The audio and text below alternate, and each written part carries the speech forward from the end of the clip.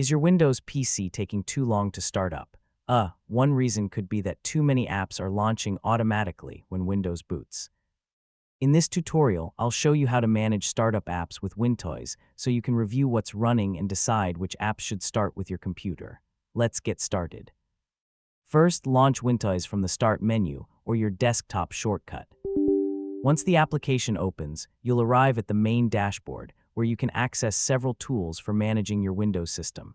Next, select the Performance section from the navigation menu. This area includes tools designed to help you monitor and improve your computer's performance, including Startup App Management. Look through the list of startup applications. These are the programs that automatically launch each time Windows starts. Some apps are useful to keep enabled, while others may not need to run every time you turn on your computer. If you find an app that doesn't need to start automatically, you can disable it using the available toggle or control. Likewise, if there's an app you always want available when Windows starts, you can enable it if it's currently disabled. Only make changes to apps that you recognize and understand. After making your changes, restart your computer to see how they affect your startup experience. If you notice that an app you need no longer launches automatically, simply return to Wintoys and enable it again.